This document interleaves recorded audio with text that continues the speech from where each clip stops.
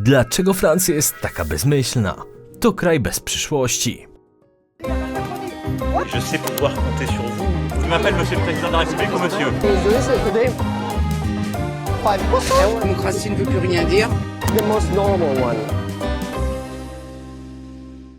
Wszyscy chyba wiecie, jak zdenerwować Francuzów najbardziej. Wystarczy pokazać im białą flagę. To taki typowy mem w przypadku zagranicznego, ale i tego polskiego internetu. Bez wątpienia wiele z decyzji Francuzów w ostatnich dziesięcioleciach nie należało do najmądrzejszych. Emmanuel Macron odbył ostatnią wizytę w Chinach, podczas której powiedział, że Europa nie powinna angażować się w konflikt w kontekście Tajwanu i polityki jednych Chin dążących do zjednoczenia historycznych terenów państwa środka. Stanowisko Francji i Europejczyków jest takie samo w sprawie Tajwanu. Ta polityka jest stała, nie uległa zmianie. Jest to polityka jednych Chin i dążenie do pokojowego rozwiązania w tej kwestii. To właśnie powiedziałem osobiście prezydentowi Xi, co było wszędzie powtarzane.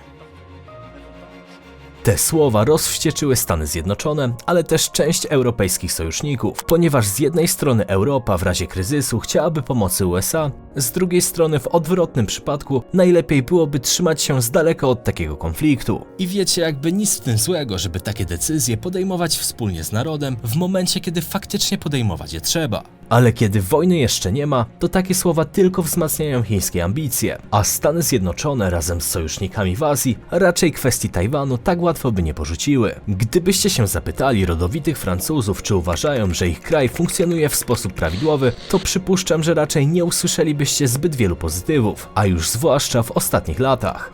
Władza nie powinna lekceważyć znaczenia ruchów obywatelskich. My nie możemy się poddawać i musimy być zmobilizowani do końca.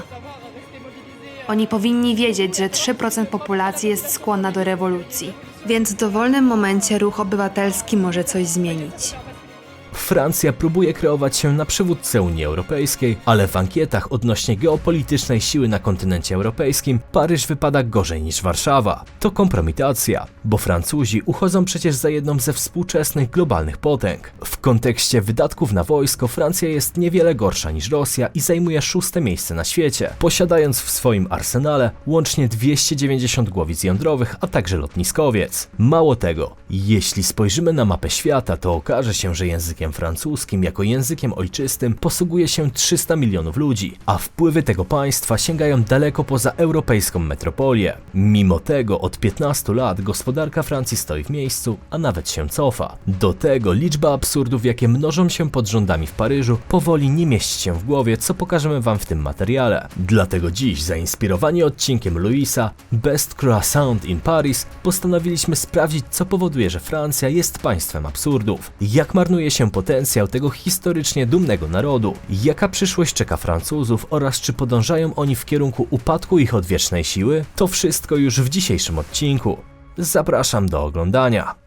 Krótko w 50 sekundach chciałbym wam zająć chwilkę, która jest nam niezwykle potrzebna do rozwoju kanału. Jeśli lubicie nasze materiały, to pamiętajcie o zasubskrybowaniu i łapce w górę, bo każdy taki klik nic was nie kosztuje, a nam daje niezwykle dużo. Jeśli chcecie też nam pomóc na inny sposób, to zapraszam was na nasz sklep www.globalista.pl, gdzie znajdziecie naszą grę planszową Globalista, w którą możecie grać z rodziną lub ze znajomymi, prowadząc przy tym wasze imperium i podbijając resztę świata, mając przy okazji jakieś sojusze. Do tego mamy ozdoby do domu, w tym prawdziwe archiwalne stare mapy, którymi na przykład możecie ozdobić wasz dom. Do tego plakaty polskich miast i wiele innych. Zamawiając coś od nas pomagacie całemu naszemu zespołowi i sami dostajecie coś, co wam się z pewnością przyda. Więc jak to się mówi, wilk syty i owca cała. Jeśli nie macie na to czasu, to po prostu obejrzyjcie ten film, za co też wam serdecznie dziękuję, bo bez was tego wszystkiego by nie było. A teraz czas na materiał. W czasie wizyty w Algierze podczas kampanii wyborczej w 2017 roku prezydent Francji Emmanuel Macron przyznał, że francuska kolonizacja Algierii była zbrodnią przeciwko ludzkości. Od czasu okupacji Algierii w 1830 roku zapisy historyczne sugerują, że siły kolonialne zakazały praktyk islamskich. W trakcie istnienia kolonii w wyniku buntów oraz wyzysku zginęło około 500 000 Algierczyków. Natomiast według niektórych źródeł liczba ofiar podczas walk o niepodległość Algierii szacuje się dodatkowo docelowo na około 1 000 000 ludzi. Na konferencji, która odbyła się na Uniwersytecie Nauk Islamskich Emir Abdekel w dniu 21 lutego 2021 roku, badacze i historycy oszacowali, że we Francji znajduje się ponad 110 ton algierskich skarbów, do tego liczne dzieła sztuki i inne dobra. Nie mówiąc o wyzysku w czasie trwania kolonii i pozyskiwania surowców. 29 krajów afrykańskich nadal czeka na restytucję zbrodni armii francuskiej i zwrot bogactwa zrabowanego z ich ziem. Trudno oszacować dokładną wartość, jaka została przez Francuzów zrabowana. Jednak według różnych szacunków to może być nawet od 1 biliona do 5 bilionów dolarów przez cały okres kolonializmu. Jeśli spojrzymy na mapę państw, które były francuskimi koloniami, to okaże się, że wszystkie z tych krajów po dziś dzień są biedne, a Haiti obecnie nawet z kosmosu ilustruje różnice w kolonizacji hiszpańskiej i francuskiej. Ta druga była dużo gorsza. Widać to w roślinności, jaka została na wyspie, i PKB między jedną a drugą stroną. Krótko mówiąc, Francuzi tylko z tego powodu powinni niemalże opływać w bogactwie. Oczywiście Francja jest bogata, ale biorąc pod uwagę skalę eksploatacji swoich kolonii w erze kolonializmu, to aż ciężko uwierzyć, że kraje takie jak na przykład Polska, która została niemal doszczętnie zniszczona przez Niemcy w czasie II wojny światowej, ani nie otrzymała pomocy z planu Marshalla po wojnie, to mimo tego dziś jej mieszkańcy są tylko 2 razy mniej zamożni niż Francuzi. Paryż, jak i cała Francja są od lat idealizowane, a kultura filmowa wykreowała obraz tego kraju jako raj dla zakochanych, pełny tradycji, wszechobecnego savoir-vivre i pysznego, niepowtarzalnego jedzenia. Nie sposób się nie zgodzić, że Francja jest ciekawa, ma sobą wiele do zaoferowania. Ale szczerze myślę, że wy oglądając ten materiał nie powinniście mieć kompleksów żyjąc tu, gdzie żyjecie, bo to tylko potęguje stygmatyzację. Brońcie Panie Boże, nie mówię, że u nas jest idealnie, bo sam bym sobie zaprzeczył, ale warto mieć na uwadze powiedzenie, że wszędzie dobrze tam, gdzie nas nie ma. No i teraz dochodzimy do pytania, co robi źle Francja, skoro od 15 lat nie ma w tym kraju wzrostu gospodarczego, tylko regresja. No cóż, na to składa się wiele czynników. Żeby Francuzi mogli stanąć na nogi, musieliby najpierw zrezygnować z wygodnego życia, jakie sami wybrali. Jeśli spojrzymy na mapę, to okaże się, że Francuzi w stosunku do innych narodowości mają jedną z najwyższych emerytur na świecie. Do tego jeden z najniższych progów wieku. Nie możemy stawiać na przyszłość naszych emerytur. Ta reforma jest konieczna. Prezydent Emmanuel Macron podpisał już ustawę o podniesieniu z 62 do 64 lat wieku emerytalnego niezbędnego do otrzymania emerytury państwowej, która ma co 3 miesiące podnosić wiek emerytalny określonej grupie ludzi. W efekcie wywołało to falę protestów, ogólnego niezadowolenia. Ludzie wyszli na ulicę, jednocześnie w upływie emocji demolując sklepy, miejsca odwiedzane przez turystów, jak i wtargnęli nawet do siedziby paryskiej giełdy. To droga donikąd. Bo reformy są potrzebne, ale to nie jest jedyna rzecz, która zatrzymała Francję.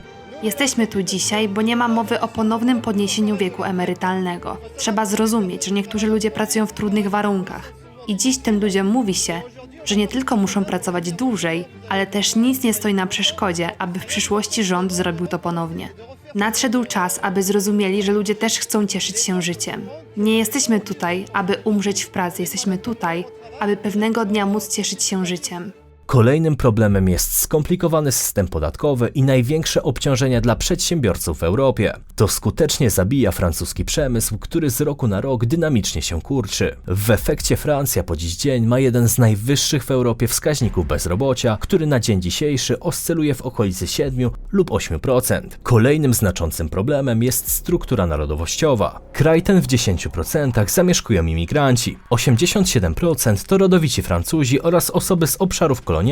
I o ile sama imigracja nie jest problemem, tak problemem jest to, w jaki sposób władze Francji zdecydowały się asymilować inne narodowości. Tworzone specjalne zony dyskryminacji, które zamieszkują głównie imigranci i biedniejsza część społeczeństwa, są tak naprawdę jak getta, które potęgują niepokoje społeczne oraz spory. Przykład?